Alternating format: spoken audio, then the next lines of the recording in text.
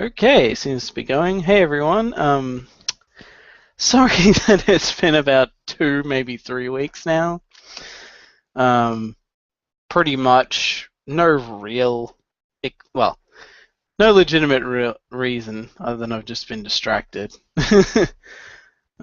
Watching old WWE pay-per-views for one, and I was going to start covering one starting with 2002. So around the time that I actually got into wrestling and sort of going through as far as I can get until my subscription runs out in like a week, I think. So hopefully I'll be starting that so I can at least do 2002. The 2002 ones that I have on DVD, I'll be doing anyway. And I'll probably just watch the DVDs if they still work, because the buffering on the fucking network can be really annoying at times. So anyway, Night of Champions 2014, and off the bat, I can tell you without a shadow of a doubt that even though this pay-per-view was not perfect, this might be the best pay-per-view of this year so far. Only took until like the 9th month of the year, but they finally did it, like a pay-per-view that only really had a few issues. Like, I think there would probably have been other ones, but I'm pretty sure I've just been disappointed with all of them so far. Like, it's usually only a few shining examples and then the rest is shit.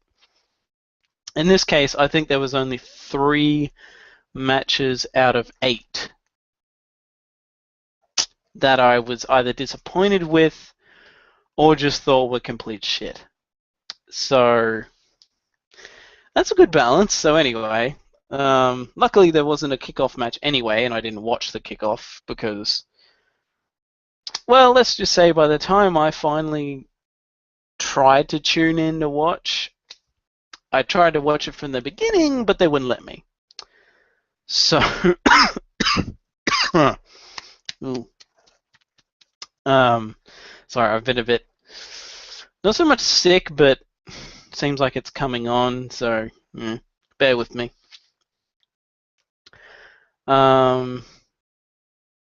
Anyway, Goldust and Stardust versus the Usos for the tag titles. Satisfying as hell. This match was like, in retrospect, would it necessarily be great?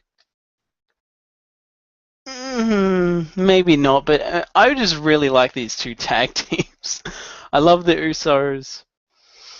This match sold me on heel Stardust. Cody Rhodes as Stardust. Like, I was like, you know what? Fine, I'll roll with it when it happened. And Stardust was the thing that made me go, you know what? I should stop. I should just embrace the silly and stuff, which didn't really work out. But oh well, at least I'm embracing Stardust. Yeah, this was good. Actually, a lot harder hitting than I thought it would be in a way. Like, the Usos are, but Goldust really has never been much of a hard hitter. Like, he's a big guy, but yeah, a lot more physical than I thought it was going to be. So that really helped it.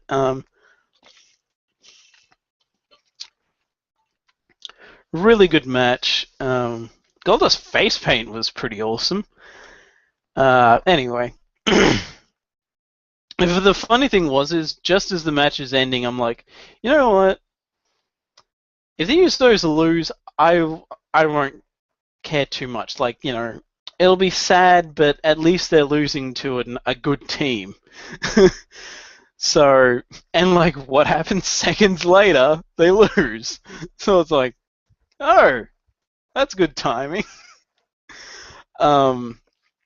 Yeah, really, really good way to open the show. Like, the Usos seem to be like, that's just it. You could open the show with the Usos every pay-per-view, and as long as they're facing a good team, it works. Because I'm pretty sure like every match they had with the Luke and Eric on pay-per-view, excuse me, was a pay-per-view opener, or at least very close to the start of the show. Even though the matches end up being like, shit, this should be on much later. But and really, the disappointing thing is I almost thought, well,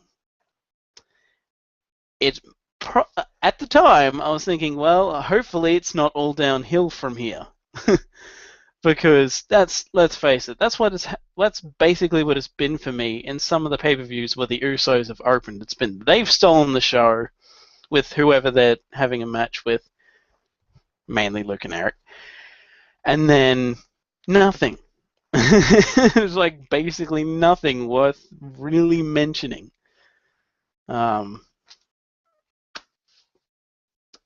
So, yeah, a great match. And then you've got, it's funny because it's like, I just noticed this looking at the listing. There were 3 title matches in a row. Then they got rid of, well, essentially they did, or got out of the way, all of the non-title matches, and then did the final 2.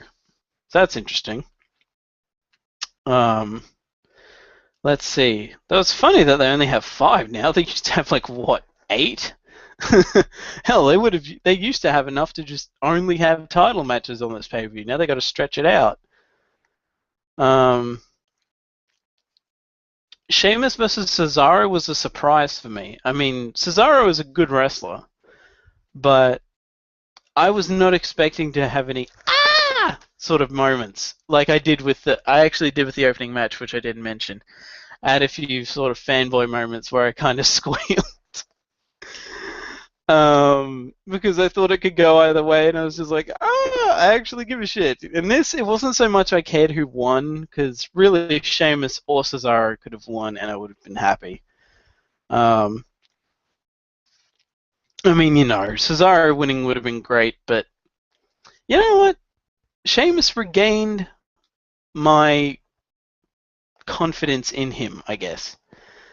Honestly, to begin with, I only think I really gave a shit about Sheamus as a sort of ginger pride sort of thing, if that makes any sense. But, I've never thought that he was necessarily completely terrible. But, this match showed that he can actually, you put him in the ring with the right person, and he can have a really good match. And, Cesaro, yeah, he lost, but he went down swinging. I mean, I really like the fact that pretty much the only thing that really cost Cesaro was arguing with the referee. If he hadn't argued with the referee right at the finish, he possibly would not have lost, or at least he wouldn't have walked into a bro kick. So, a really satisfying match. Hopefully Sheamus continues to have matches like that at pay-per-views. Yeah, like that restored my faith in Sheamus. I wouldn't even mind seeing him in the main event picture again.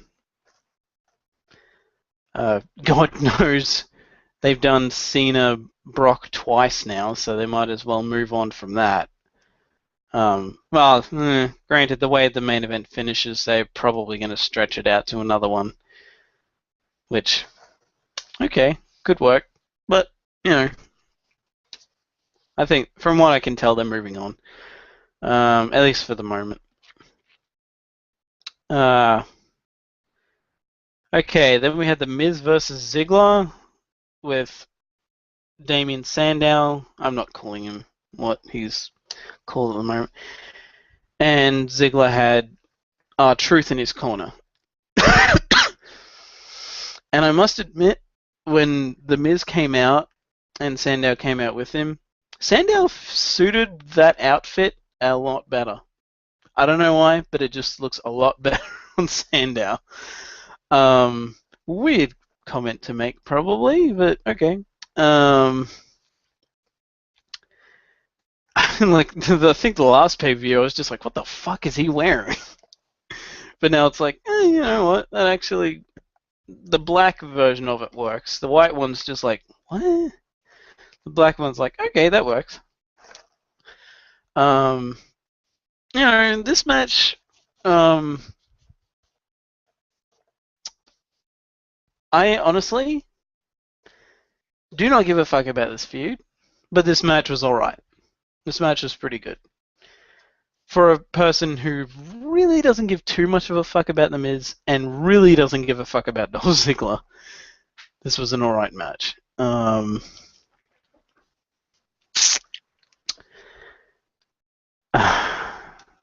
Florida Georgia line though, why? Why were they there? Like, if they just come out, briefly plugged something and then fucked off, or it'd have been like a backstage segment or something where Miz just shat all over them, okay, but they were on commentary, so I just sat there with my arms folded going, okay, you guys don't give a fuck about the match. Like, the commentators, they're just paying more attention half the time to Florida Georgia line than the match. And I'm thinking, hello? There's a match going on. It's even to the point that the camera guy seems to be more interested because they'll cut back. And I'm like, no, you fuckers, there's some spots about to fucking happen or something like that. They always cut away like if like the guys were down, they could cut to them fine. But it's like, we can hear them. We don't need to see them, okay? We saw them get their own little fucking entrance that I give no shits about. Because I don't care about them, okay? I just don't. I don't care about who they are. It was hard enough. Like, I don't even care about the guys in the actual match. So you're not helping things when you put two guys on commentary that I don't give a fuck about, and I'm not talking about Lawler and Cole, even though I don't give a fuck about them anyway. You put two celebrities on, commentary, and that's all they do. They just sort of, basically all the commentators were doing was sucking their dicks. It's like, we don't need that, guys. You're just wasting time. Like, you just... Like, if you don't care about what's going on in the ring, why should we? Like, there are even times where they're like, oh, whoa, a spot's just happened, or like, a pinfall's about to happen, and that'll get their interest again. But really, I'll put it this way. This match would have been a lot better had Florida Georgia line been nowhere near ringside. Because the commentators would have actually had to have given a shit about what was happening in the ring. And it was a pretty decent match from two guys that I don't like. So, there you go. Don't say that I don't give wrestlers I don't like any credit. Because it was a pretty good match. So that's 3 solid matches in a row. I don't think that's happened at all this year in a WWE pay-per-view. I would have to go back and check, but usually it's one good match, crap, possibly good match, crap, and then goes like that. But,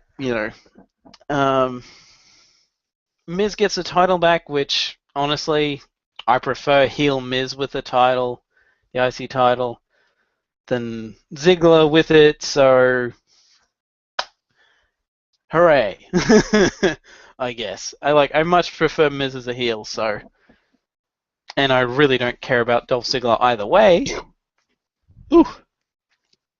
So yeah. Then we have Rollins coming out and doing a shtick that he did 2 pay-per-views ago, I think, where I think that time it was with Dean Ambrose, and that was like a storyline injury. And in this case, it was a legitimate thing where Roman Reigns got... I forget the exact kind of surgery he got, but it was some sort of hernia-related thing. Um, so he's out for a few months, which does kind of suck because, like, I'm not a huge fan of Roman Reigns, but he's all right. So that's, and generally, like, even if I don't like a wrestler, I don't like wrestlers getting injured, whether it's in the ring or out of it.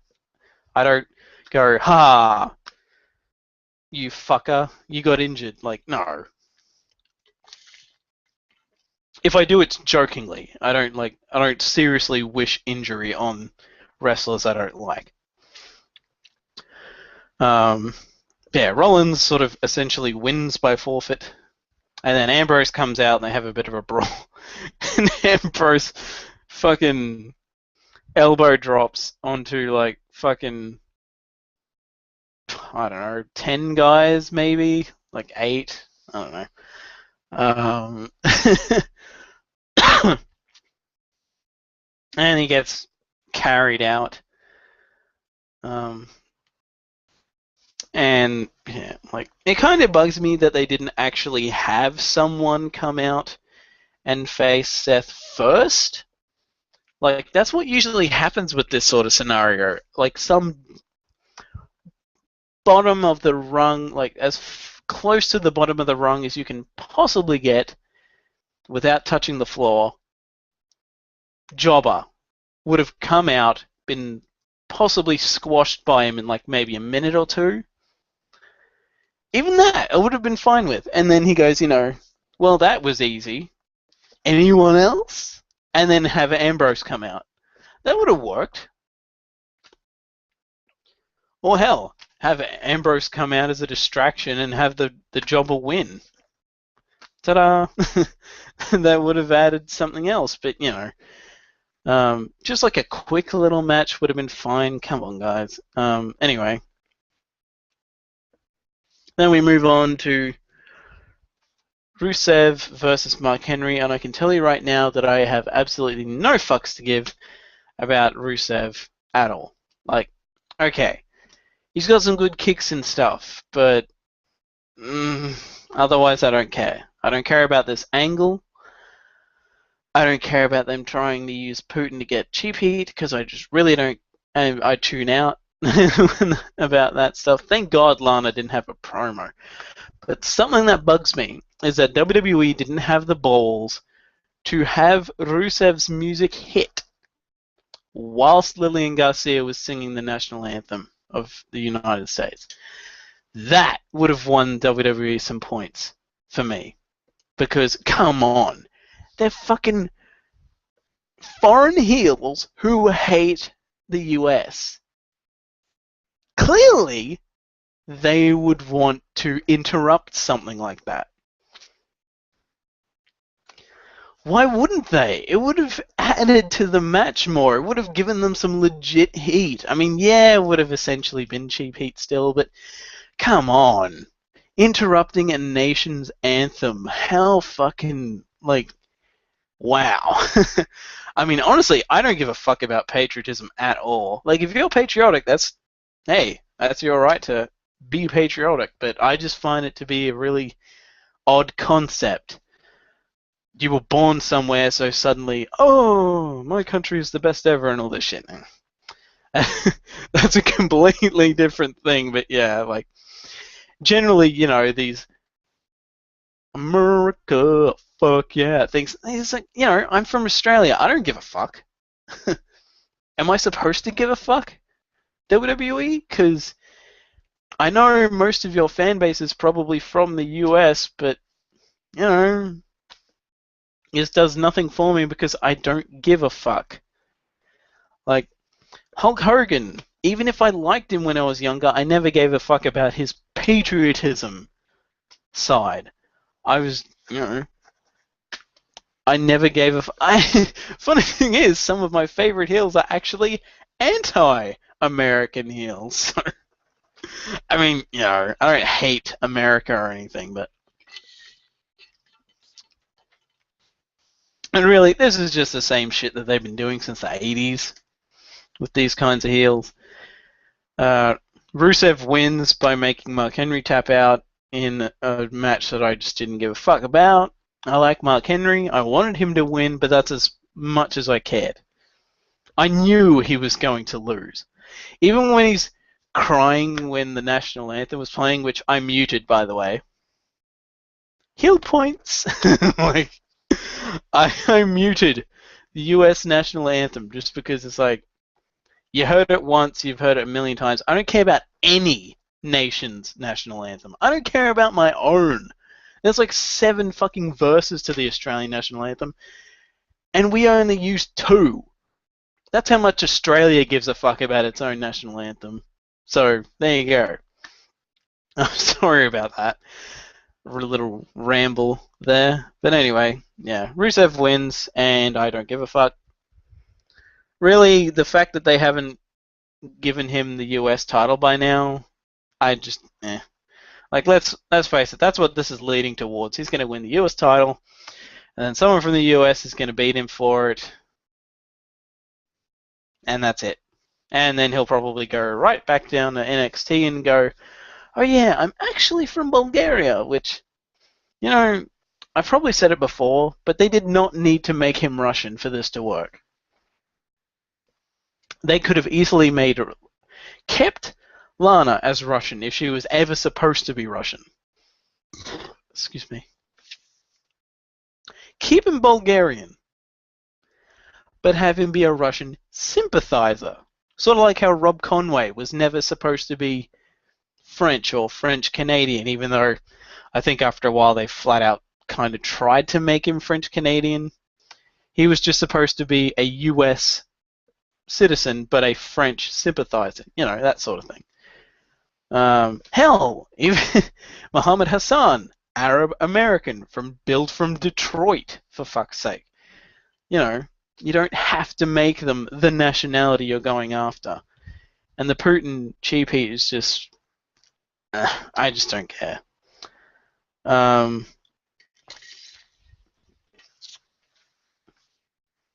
Randy Orton versus Jericho. Randy wins. Not a terrible match, but honestly, for the guys involved, pretty meh. Like, pretty forgettable. And by the way, this is the 3rd match that I didn't really care much for. Well, this is the second of 2 of the matches I've talked about.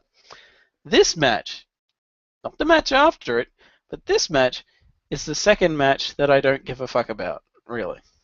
That is just mediocre to me, because it's like, it's Jericho. And, you know, Orton I don't really like. I think he's a little fucking bitch. But, whatever said to his face, probably not. I can say that behind the safety of living in Australia, but, you know, I would probably never. Well, you know, maybe I would. You never know. Just hopefully he wouldn't do anything about it, but anyway. I don't necessarily think Randy Orton's a piss-poor wrestler or anything in that respect. I just think he's shit now compared to what he was like back then. I'm just kind of glad that he's gone back to being a cocky heel. Obviously, he can't be the cocky young heel anymore, but let's face it, he's better as that than pretending to have psychological issues. I called the finish. Like, I hate it when I can do that.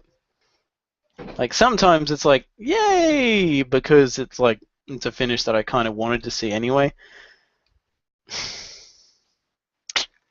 But it was a half-assed, probably the most half-assed catching RKO that I've ever seen in my life. So I didn't care for it. Like, yeah, the match wasn't complete crap, but it was pretty forgettable.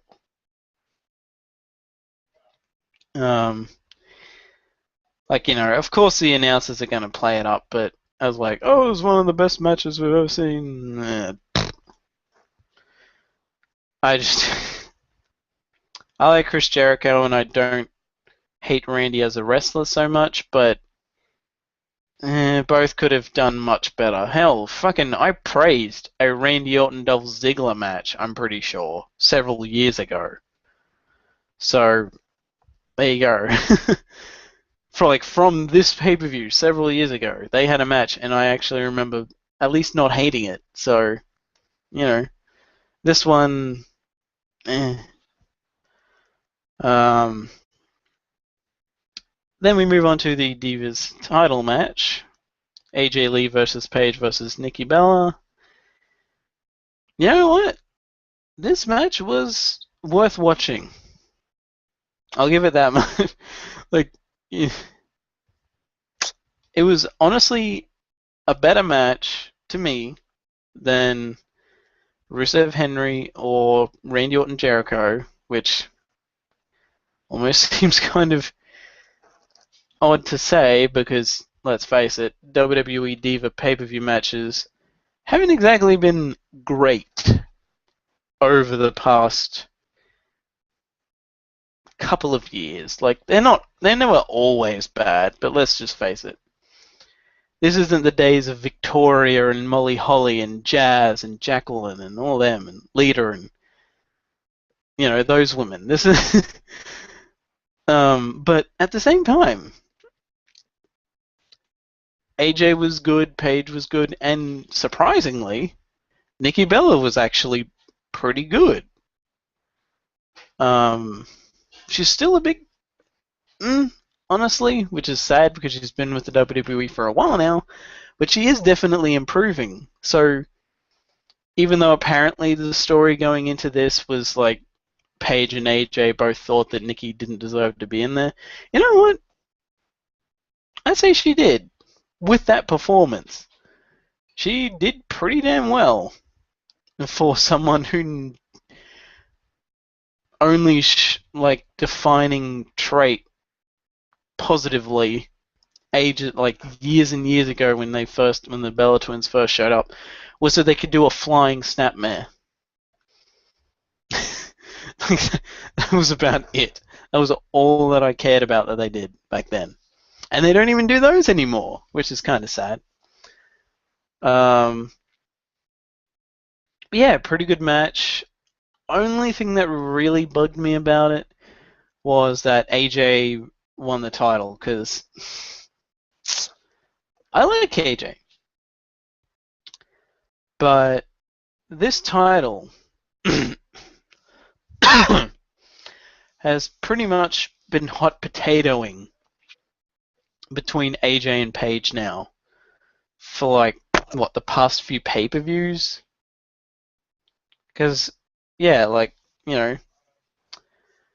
Paige won it back at SummerSlam after losing it a pay-per-view prior. And probably even losing... Oh, no, wait. Yeah. She lost it at the pay-per-view before SummerSlam, won it back at SummerSlam, and lost it again now. So it's like...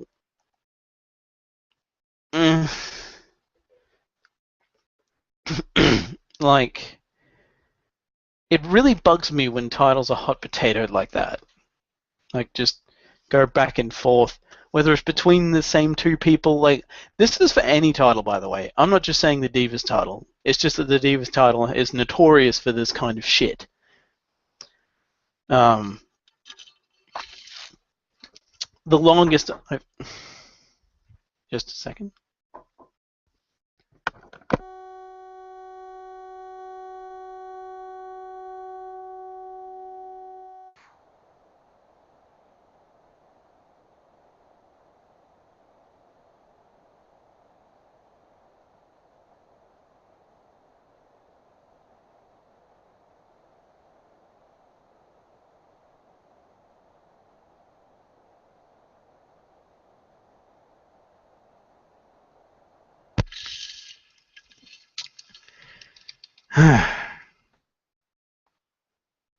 Okay, then.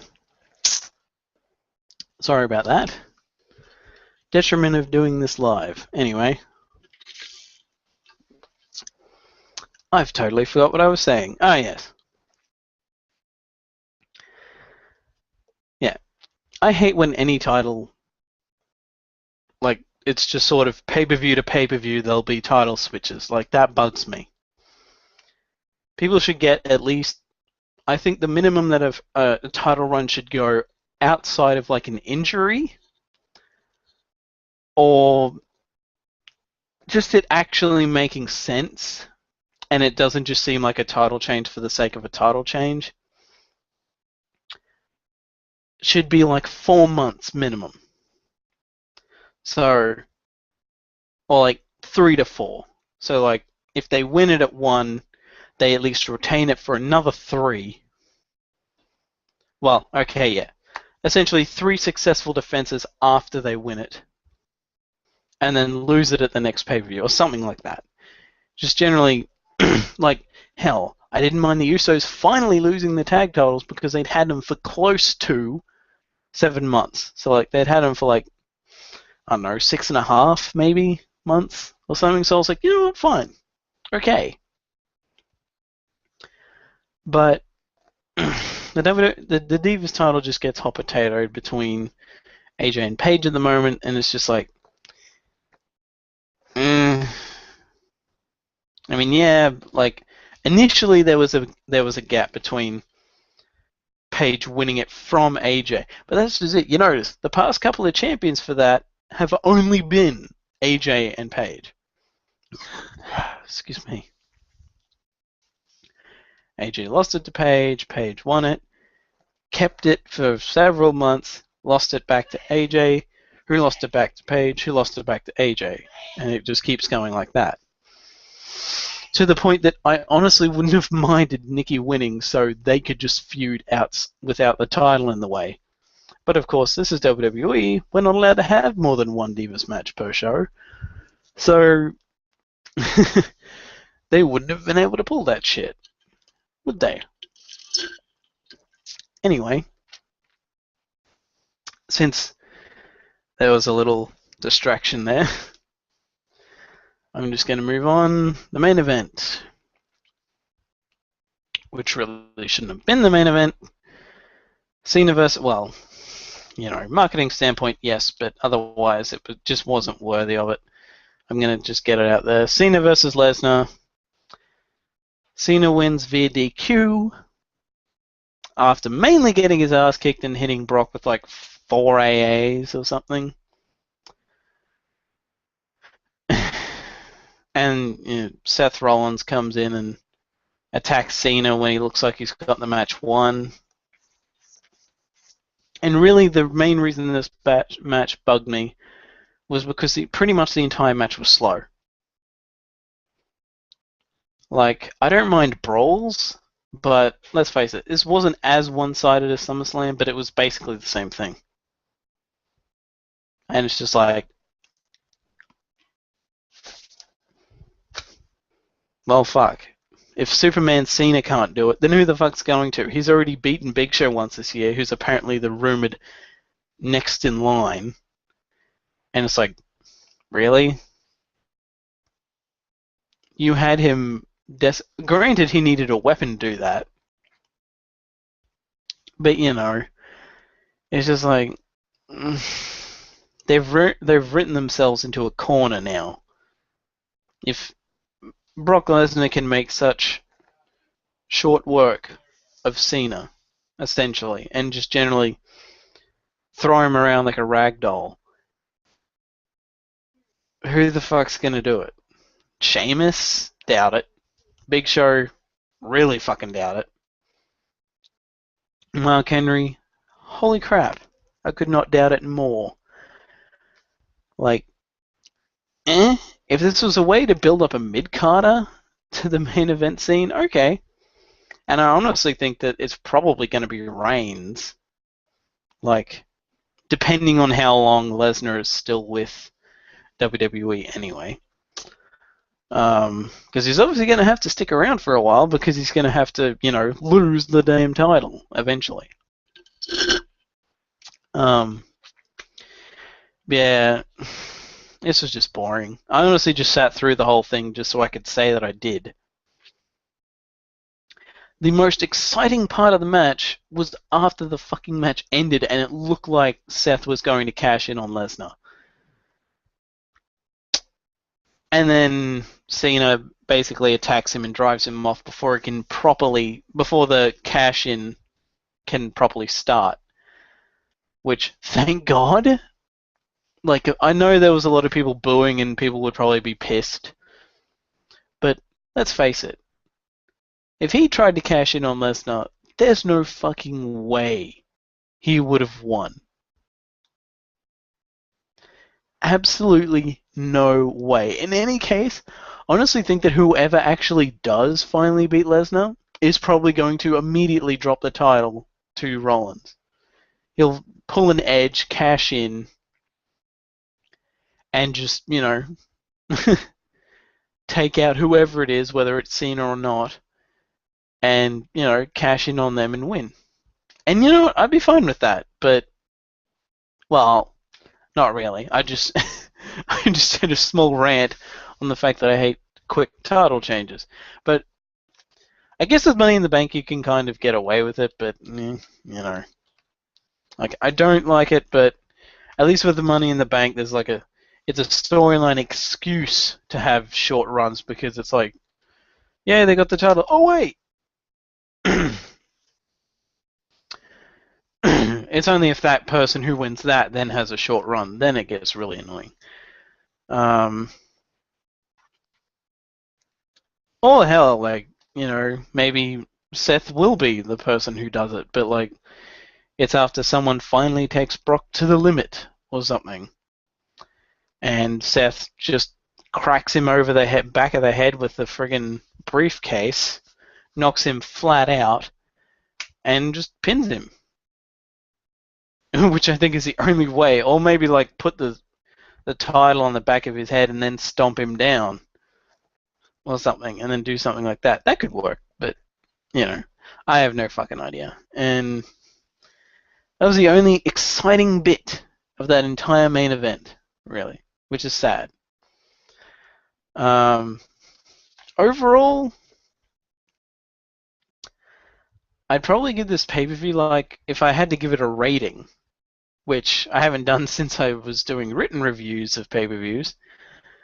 I'm not going to go with the ratings I was using for a while after that because they were it was a joke sort of system based on the solid B plus thing, where I'd call something solid A plus or solid B plus, solid C plus, da da da.